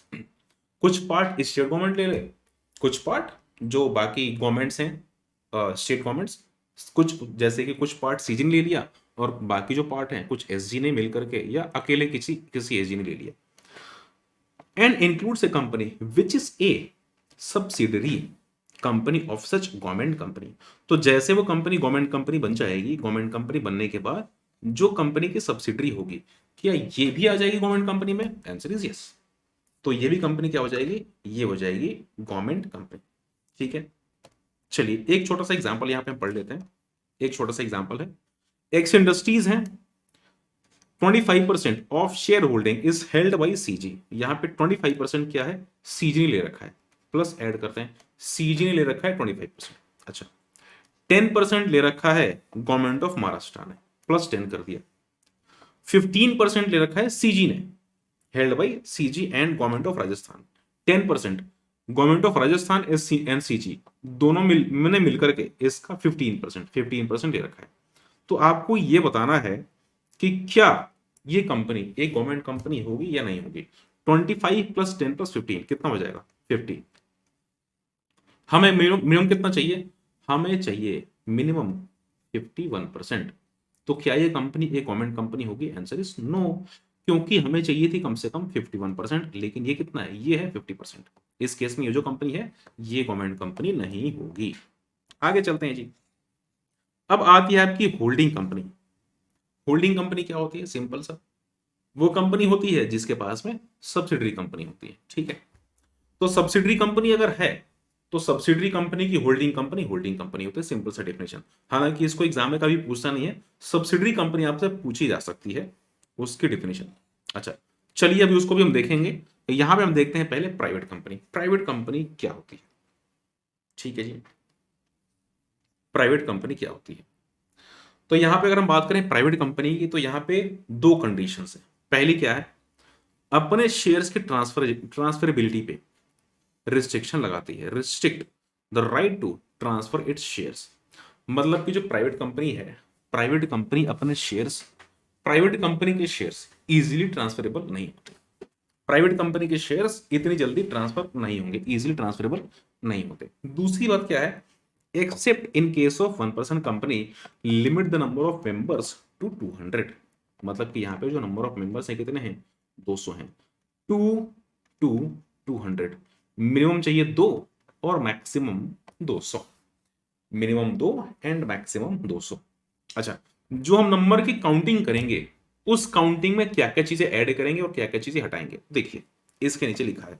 अगर आपको number of members private company के काउंट करने हैं तो यहाँ पे क्या क्या आपको ऐड करना होगा, इससे क्वेश्चंस आने के चांसेस होते हैं, तो आप इसको ध्यान से देखिएगा। सबसे पहली बात, person who are in the employment of the company, इनको आपको हटाना है। जब आप काउंट करोगे 200, नंबर ऑफ मेंबर्स आप काउंट करोगे 200, तो इसमें आपको इन लोगों को हटा देना है। अगर मान लो कि कोई एक पर्सन है जो कि कंपनी में जॉब कर रहा है, प्राइवेट कंपनी है और उस प्राइवेट कंपनी में जॉब कर रहा है, प्राइवेट कंपनी में जॉब कर रहा है और उसने उसी कंपनी के शेयर्स परचेज कर लिए, उसी प्राइवेट कंपनी के उसने शेयर्स परचेज कर लिए, तो क्या नंबर ऑफ मेंबर्स में वो काउंट किया जाएगा, नंबर ऑफ मेंबर्स में क्या वो पर्सन काउंट किया जाएगा, आंसर इज नो। रीजन क्या है, यहां पे लिखा गया है अगर एम्प्लॉयमेंट में है उस कंपनी के तो ये नंबर ऑफ पर्सन में, नंबर ऑफ मेंबर्स में इसको हम काउंट नहीं करेंगे। अगर कोई पर्सन है जो कि उस कंपनी के एम्प्लॉयमेंट में, उस कंपनी में काम कर रहा है, तो जब हम काउंट करेंगे नंबर ऑफ मेंबर्स, उस केस में इसको हम लेंगे ही नहीं, काउंट ही नहीं करेंगे, इसको हम हटा देंगे। उसके बाद पर्सन, एक पर्सन है जो कि पहले कंपनी का एम्प्लॉय कभी था। यहां पे देखिए अभी जो हमने बात करी है ये अभी करेंटली उस कंपनी का एम्प्लॉय है, करेंटली उस कंपनी का भी एम्प्लॉय है और उसने ड्यूरिंग दिस एम्प्लॉयमेंट उसने कंपनी के शेयर्स लिए हैं, तो उसको हम नंबर ऑफ मेंबर्स काउंट करने के टाइम पे प्राइवेट कंपनी के हम उसको नहीं काउंट करेंगे। एक पर्सन था जो कि पहले कभी काम किया करता था, पहले कभी कंपनी में काम किया करता था सॉरी, और ये जब काम कर रहा था उस टाइम पे इसने कंपनी के शेयर्स परचेज किए थे। ध्यान दीजिएगा, ये इसने जो शेयर्स परचेज किए हैं जब ये कंपनी के एम्प्लॉयमेंट में है, जब ये कंपनी में काम कर रहा था उसने तभी शेयर्स परचेज किए थे और उसके पास में शेयर्स तब से लेकर के अब तक है। ये जो शेयर्स हैं उसके पास में तब से लेकर के और अभी तक चलते आ रहे हैं।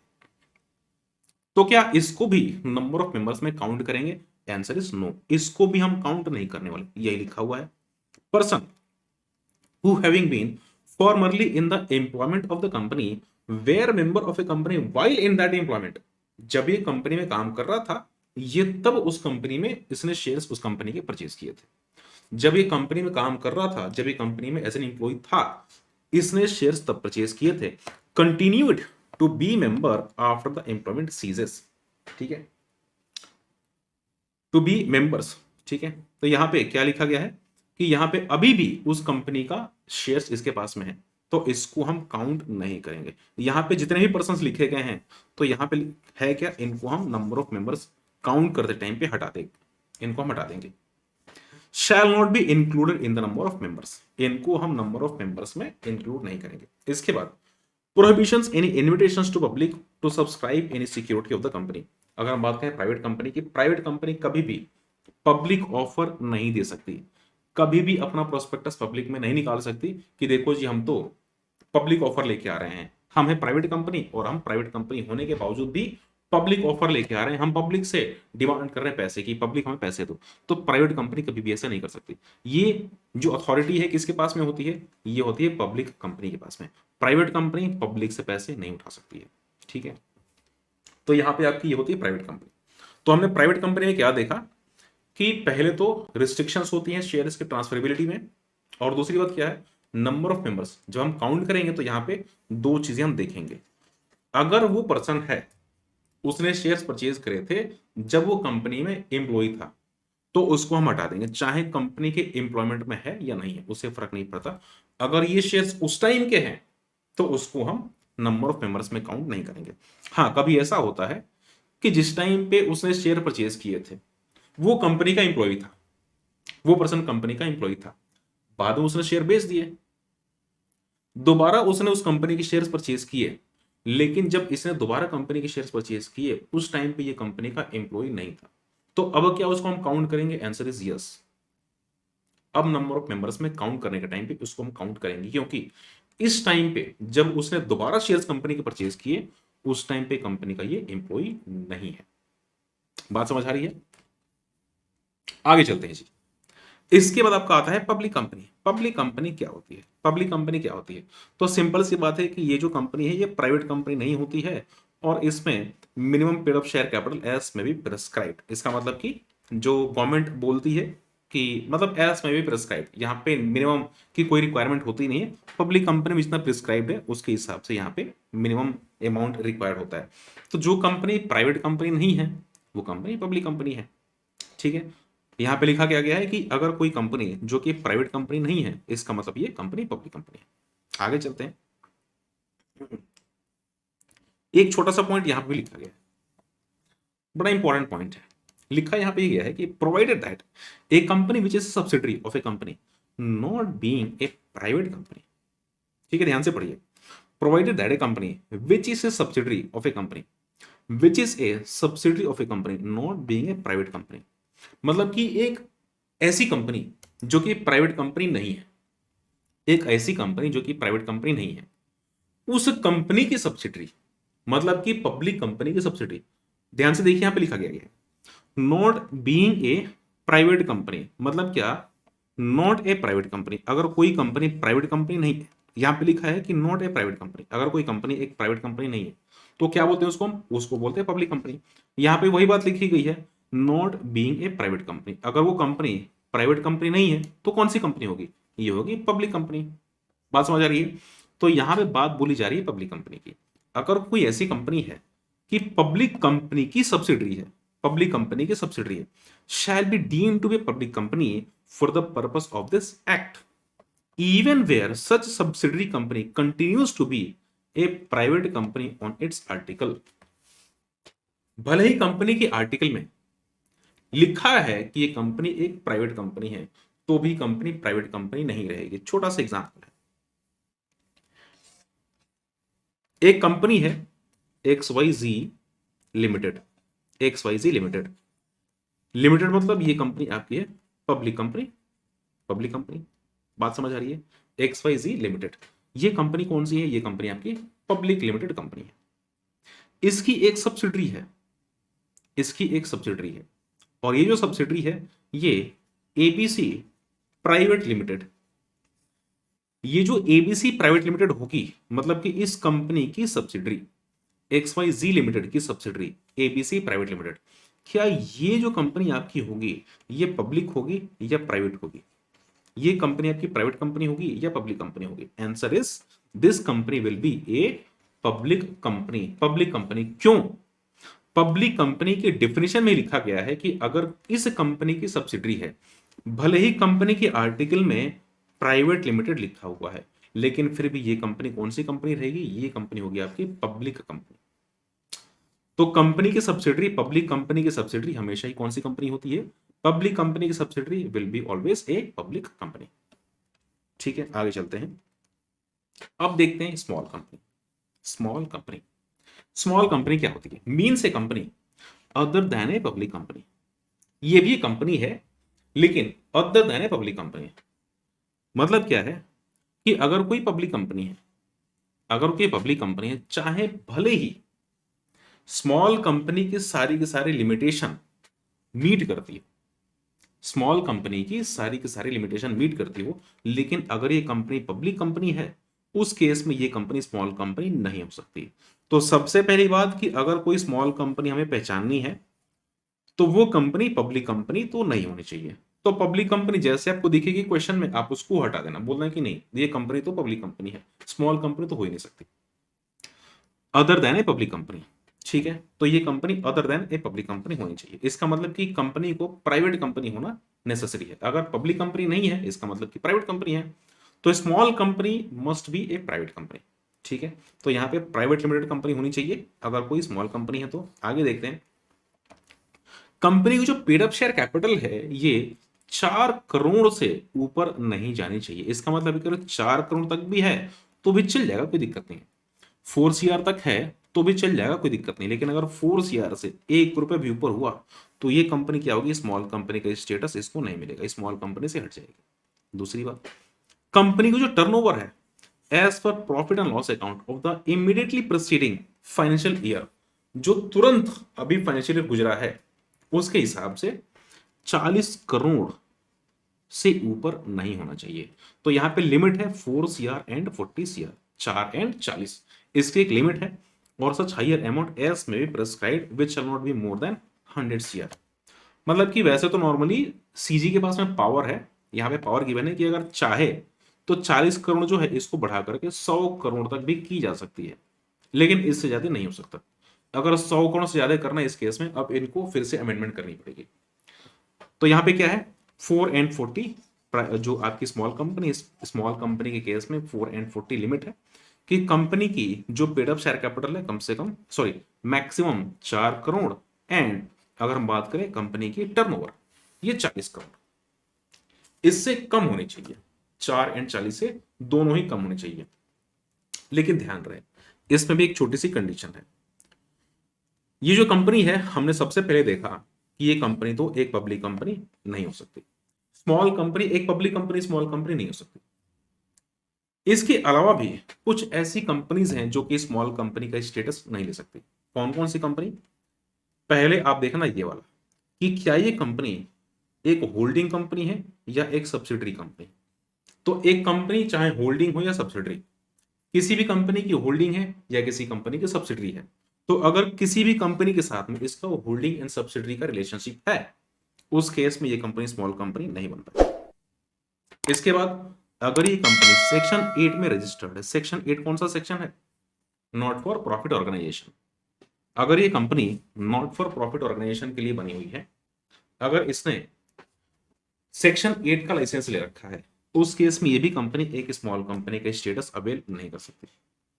अगर ये कंपनी बॉडी कॉर्पोरेट है और गवर्न करती है, govern by any special act, government ने कोई इसके लिए स्पेशल एक्ट बना रखा है, किसी स्पेशल एक्ट में ये गवर्न होती है, इस केस में ये भी कंपनी अब स्मॉल कंपनी का स्टेटस नहीं ले सकती। तो यहां पे कुल मिलाकर के आपको 4 चीज देखनी।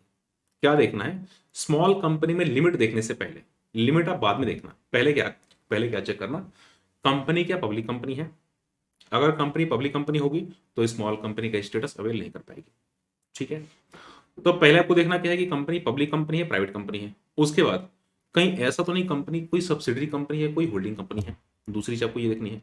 इसके बाद आपको ये देखना है कि कंपनी कहीं सेक्शन 8 में तो रजिस्टर्ड नहीं है। इसके बाद थर्ड, कंपनी कोई ऐसी बॉडी कॉर्पोरेट तो नहीं है कि जो कि स्पेशल एक्ट से गवर्न होती है। तो आपको ये 4 चीज देखनी है। 4 चीजों को देखने के बाद आपको उसके बाद आना है लिमिट पे। लिमिट अगर 4 and 40 से कम है तो ये कंपनी आपकी बन जाएगी स्मॉल कंपनी। ठीक है, चलिए यहाँ पे इसके बाद आपको कुछ एग्जांपल्स हैं, तो एग्जांपल्स आप कर लेना, ठीक है, एग्जांपल्स आप कर लेना, वेरी इजी एग्जांपल। मैं एग्जांपल में टाइम वेस्ट नहीं करूंगा क्योंकि हमें जल्दी कवर भी करना है। अच्छा, इसके बाद आपका गिवन है सब्सिडरी कंपनी। सब्सिडरी कंपनी कौन सी कंपनी होती है, which companies are subsidiary company. तो यहाँ पे आ गए हम सब्सिडरी कंपनी पे। देखिए जी, in relation to any company, in relation to any other company, that is say means a company in which the holding company. देखिए, सब्सिडरी कंपनी का मतलब क्या होता है, यहाँ पे दो चीजें हैं। एक तो सबसे पहला पार्ट क्या है, controls the composition of board of directors. Company के जो बोर्ड ऑफ डायरेक्टर्स हैं, कंपनी के जो बोर्ड ऑफ डायरेक्टर्स हैं, ये कंपनी सब्सिडरी कंपनी की हम बात कर रहे हैं। सब्सिडरी कंपनी के बोर्ड ऑफ डायरेक्टर्स का जो कॉम्पोजिशन है, ये कौन कंट्रोल कर रहा है, कोई दूसरी कंपनी। कंपनी के जो बोर्ड ऑफ डायरेक्टर्स हैं, इनका कॉम्पोजिशन ये कंट्रोल कौन कर रहा है, कोई एक दूसरी कंपनी है जो कि इनके बोर्ड ऑफ डायरेक्टर्स के कॉम्पोजिशन को कंट्रोल कर रही है। तो ये कंपनी, अब एक्चुअली में कंपनी के पास में जो इन्फ्लुएंस होगा, किस कंपनी का होगा, उसी कंपनी का होगा। हम मान के चलते हैं ये कंपनी है, कंपनी ए, एक कंपनी कंपनी ए और दूसरी कंपनी कंपनी बी। ये कंपनी एक बड़ी कंपनी है, कंपनी ए एक बड़ी कंपनी है, और कंपनी बी एक छोटी कंपनी है।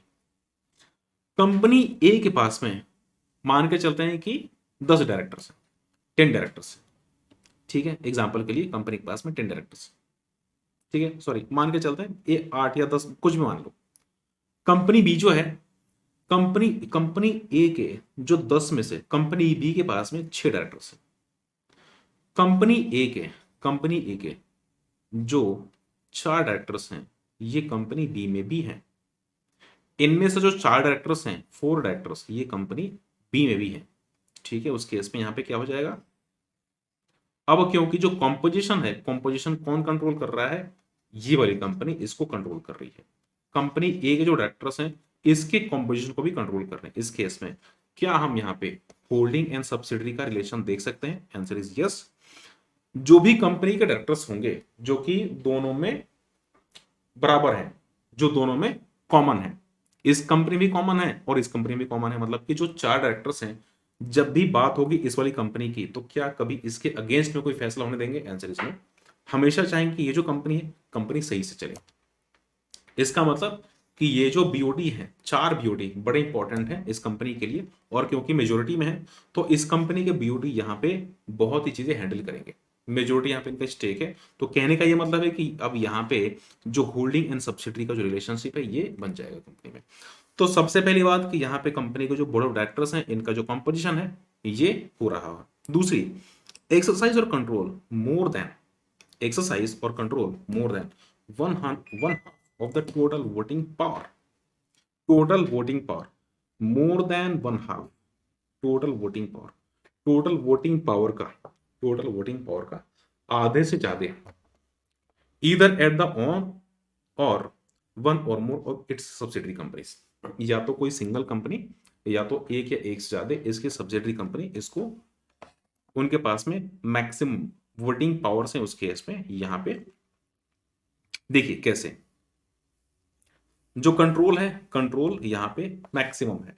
एग्जांपल के लिए, अगर एक कंपनी है, ठीक है, एक कंपनी कंपनी ए और दूसरी कंपनी कंपनी बी, इसने अगर मोर देन 50% इक्विटी परचेज कर ली, कंपनी ए ने कंपनी बी की मोर देन 50% शेयर परचेज कर ली, इसका मतलब कि यहाँ पे इस कंपनी के पास में वोटिंग पावर आ गई, और जब मर्जी तब यहाँ पे एक रेजोल्यूशन ये पास करा सकता है क्योंकि इसके पास में मेजोरिटी स्टिक आ गया।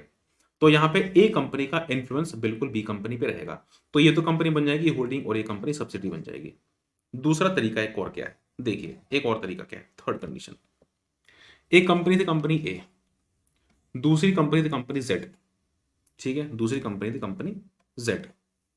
हुआ ऐसा कि कंपनी बी थी, कंपनी ए का कंपनी बी में जो स्टेक है ये है 30% का, तो यहां पे होल्डिंग सब्सिडी तो बनेगा नहीं, होल्डिंग सब्सिडी तो बनेगा नहीं, ठीक है।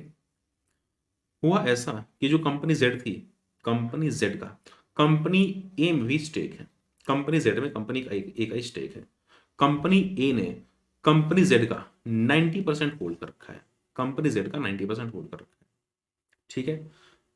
कंपनी ए एक बड़ी कंपनी है जेड का भी 90% इसके पास में है और कंपनी बी का भी इसके पास में 30% स्टेक है। कंपनी जो जेड है, कंपनी जेड ने बी की 50% इक्विटी परचेज कर रखी है। यहाँ पे 50% की होल्डिंग कंपनी जेड की इसमें, या मान के चलते हैं 40% ही है, 40% मान के चलते हैं। यहाँ पे कितनी है? 40% है, 40% है। तो क्या यहाँ पे ये जो कंपनी बी है, इस कंपनी की बन जाएगी होल्डिंग? कंपनी बी एक कंपनी ए की सब्सिडरी बन जाएगी? Answer is yes. दो या दो से अधिक कंपनी, यहाँ पे क्या है, इस कंपनी से मिलकर के, दो कंपनी से मिलकर के, और इसने ये कर रखा है। इस केस में यहाँ पे ये कंपनी सब्सिडरी हो जाएगी और यहाँ पे कंपनी होल्डिंग हो जाएगी। तो यहाँ पे अगर ऐसे भी कोई ऐसा अगर रिलेशन बनता है, उस केस में यहाँ पे कंपनी होल्डिंग एंड सब्सिडरी का रिलेशन बन जाएगा। तो यहाँ पे ये रहा आपका होल्डिंग एंड सब्सिडरी कंपनी का रिलेशन। आगे चलते हैं। अच्छा, यहाँ पे तो खैर अब यहाँ पे जो कंपनीज हैं, यहाँ पे आपके जो कंपनीज के ये कुछ टॉपिक्स खत्म है, टाइप ऑफ कंपनीज। अच्छा, तो यहाँ पे कुछ क्वेश्चंस हैं, क्वेश्चंस आप बिल्कुल कर लीजिएगा। Question number first, small company क्या होती है? तो हालांकि आपके जो भी जो क्वेश्चंस हैं एग्जाम के, सॉरी आपके बुक के, वही क्वेश्चंस गिवन है। एक स्मॉल कंपनी का क्वेश्चन है और उसके बाद आपका ये वाला क्वेश्चन है, question number second. Question second एक बार हम कर लेते हैं। क्वेश्चन सेकंड थोड़ा सा एक डिफरेंट टाइप का क्वेश्चन है, इसको एक बार हम डिस्कस कर लेते हैं। यहाँ पे गिवन क्या है? Directors of Flora Fauna limited was registered as a public company. ये company as an public company registered है और इसमें टोटल 230 मेंबर्स हैं। ठीक है, 230 मेंबर्स कैसे हैं? कंपनी के डायरेक्टर्स एंड उनके रिलेटिव्स 50 हैं, कंपनी के एम्प्लॉय हैं 15, एक्स एम्प्लॉय हैं 10, कंपनी के एक्स एम्प्लॉय, और इनको जो शेयर्स अलॉट किए गए थे, ये जब कंपनी में एज एन एम्प्लॉय काम कर रहे थे तब ये इनको शेयर्स अलॉट किए गए थे। 5 कपल्स हैं, इन्होंने जॉइंटली शेयर्स ले रखे हैं। टोटल कितने? 10, और उसके बाद अदर्स हैं, इनके पास में 145 है। तो देखिए सर, हम किसको किसको, इस कंपनी को कन्वर्ट होना है एक प्राइवेट कंपनी में। ये कंपनी पब्लिक कंपनी है और इस कंपनी को कन्वर्ट होना है प्राइवेट कंपनी में। तो क्या इसको नंबर ऑफ मेंबर्स में रिडक्शन करना पड़ेगा? क्या यहाँ पे एक रिडक्शन होगा? कि यहाँ पे नंबर ऑफ मेंबर्स में रिडक्शन होगी? नंबर ऑफ मेंबर्स में क्या इस कंपनी को रिडक्शन करना पड़ेगा? आंसर इस देखते हैं। ठीक है, इस कंपनी को बनना है एक प्राइवेट कंपनी। तो यहाँ पे देखते हैं क्या है। सबसे पहले कंपनी के पास में जो डायरेक्टर्स हैं एंड उनके रिलेटिव्स हैं, कितने? 50 हैं। तो क्या इनको हम काउंट करेंगे? आंसर इज यस, इनको हम काउंट कर लेंगे। कंपनी के एम्प्लॉइज हमने पहले ही पढ़ रखा है कि कंपनी के जो एम्प्लॉइज हैं, while counting number of members, इनको हम काउंट नहीं करते, इनको हम हटा देंगे। तो यहां पे 0। इसके बाद एक्स एम्प्लॉइज, वो सारे एम्प्लॉइज जो कि कंपनी के एक्स एम्प्लॉइज हैं। एक्स एम्प्लॉइज कंपनी में कभी काम किया करते थे लेकिन अभी में कभी कंपनी में काम नहीं कर रहे हैं, लेकिन इनको शेयर्स अलॉट हुए थे उसी टाइम पे जब ये कंपनी में एज एन एम्प्लॉय काम कर रहे थे, उस टाइम पे इनको शेयर्स अलॉट हुए थे। तो क्या इनको भी हम काउंट करेंगे? आंसर इज नो, नहीं काउंट करेंगे। 5 कपल्स हैं और इन्होंने शेयर्स ना जॉइंटली होल्ड कर रखे हैं। Name of husband and wife, jointly shares hold कर रखे हैं, मतलब कि एक शेयर दो लोगों ने मिलकर के ले रखा है। तो क्या इनको हम दो अलग अलग माने या एक ही माने? तो हम इनको क्या करेंगे? एक ही मानेंगे। तो यहाँ पे टोटल 5 कपल्स है ना, 5 कपल्स है टोटल, मतलब कि टोटल नंबर यहाँ पर 10 गिवन है, हम इनको ले लेंगे 5। 5 कपल्स हैं, 5 इंटू 2। तो क्योंकि दो लोगों ने मिलकर के कंपनी के शेयर्स लिए हुए एक, तो इनको हम दो तो मानेंगे नहीं, इनको हम कितना मानेंगे? एक ही मानेंगे। तो यहाँ पे हमने कर लिया 5। और अदर्स कितने हैं? 145। हम टोटल कर लेते हैं count. 50 plus 5 is equal to 55 plus 145 is equal to 200। दोस्तों, तो अगर हम इसको काउंट करते हैं as an private company, as an private company में काउंट करने के टाइम पे यहाँ पे कितने हो रहे हैं? 200 हो रहे हैं।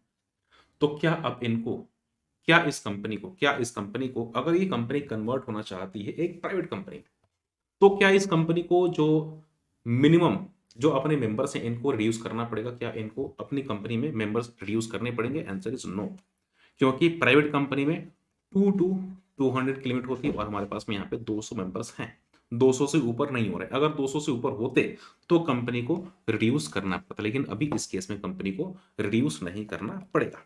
आंसर इज, आपको कोई भी ऐसी रिडक्शन करने की जरूरत नहीं पड़ेगी। ठीक है, यहाँ पे सर देखिए कुछ मैंने डिफिनेशंस के लिए कुछ मैंने यहाँ पे बता रखा है कि कौन कौन से ईयर में कौन कौन से ईयर में कौन से अटेम्प्ट में कौन कौन से डेफिनेशन आई थी, तो यहाँ पे इसको भी देख लीजिएगा एंड देख करके आई होप कि जो भी चीज़ें लगभग हमने कवर इसमें कर रखी हैं, ठीक है, तो ये बिल्कुल आप देख लीजिएगा। इसके अलावा आप जब देखोगे नोट्स में, तो जो भी आपके कंपनीज एक्ट 2013 में सेक्शन 2 है, सेक्शन 2 में डेफिनेशंस होती है, तो हालांकि सारी की सारी डेफिनेशन तुम्हें नहीं पढ़नी, लेकिन हाँ जो इंपॉर्टेंट डेफिनेशन मुझे लगेगी तो हम यहाँ से बिल्कुल उसको देख सकते हैं, जो भी आपकी इंपॉर्टेंट डेफिनेशन होगी।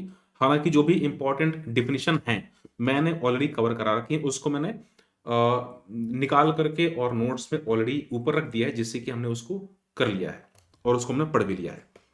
जो भी इसके अलावा और कोई ऐसी डेफिनेशन होती है जो कि मुझे लगता है कि करनी चाहिए, और डेफिनेटली मैं आपको यहाँ पे करा दूंगा, ठीक है। तो फिलहाल में आपको जो चैप्टर 1 है, चैप्टर 1 आपका ये हो गया खत्म। चैप्टर 1 में अब कोई ऐसी चीजें नहीं है जो कि हमें इसके अलावा पढ़नी है। चैप्टर 1 आपका खत्म हो गया। जो आपकी नेक्स्ट क्लास होगी, मतलब कि जो आपकी कल की क्लास होगी, कल की जो क्लास होगी ये होगी चैप्टर 2 की, चैप्टर 2 की, और टाइमिंग यही रहेगी 7 o'clock, 7 to 8:30 आपकी जो टाइमिंग है। अभी हमारे पास में 5 मिनट का टाइम है। किसी को भी अगर कोई डाउट पूछना है तो बिल्कुल यहाँ पे आप लाइव क्लास में पूछ सकते हैं, एनी डाउट। किसी के मन में कोई डाउट है तो यहाँ पे अभी आपका डाउट सेशन है, कोई भी डाउट है तो प्लीज प्लीज आप मुझसे पूछ सकते हैं, ठीक है। So please do let me know कोई डाउट, जो भी अभी तक हमने जो चीजें पढ़ी, तो इसमें कोई डाउट, अभी तक किसी को कोई डाउट, एनी डाउट, जो भी हमने चीजें पढ़ी, किसी को कोई भी डाउट इन टॉपिक्स में, आप मुझे प्लीज बताइए। यहाँ पे कोई भी आपके मन में अगर डाउट है तो मैं आपके डाउट्स को क्लैरिफाई बिल्कुल कर दूंगा। कोई भी डाउट किसी के मन में,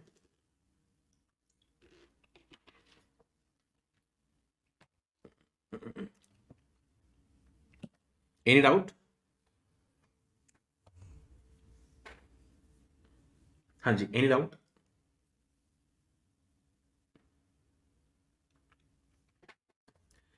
चलिए, सो आज का जो सेशन है यहीं पे मैं कर रहा हूँ एंड, आज का सेशन यहीं पे मैं एंड कर रहा हूँ, एंड फिर मिलते हैं कल। टाइमिंग रहेगी कल, कल आपकी जो टाइमिंग रहेगी ये रहेगी 7 o'clock, 7 o'clock पे यहाँ पे फिर से मैं लाइव आऊँगा, और आपकी क्लास जो चैप्टर 2 की है ये हम शुरू करेंगे, और उसको भी हम रिवाइज कर लेंगे, ठीक है। मैं चाहता हूँ कि जितने भी लोग हैं बहुत ही अच्छे मार्क्स लेकर के आएँ और बहुत ही अच्छे तरीके से तैयारी करें। मैं आपकी पूरी हेल्प करूंगा इसमें, बिल्कुल मैं पूरी तरीके से आपकी हेल्प आपके साथ में हूँ, जो भी मुझसे मदद हो सके I will try my best. चलिए, मिलते हैं कल सेम टाइमिंग 7 o'clock, ठीक है। तब तक के लिए टेक केयर एंड बाय।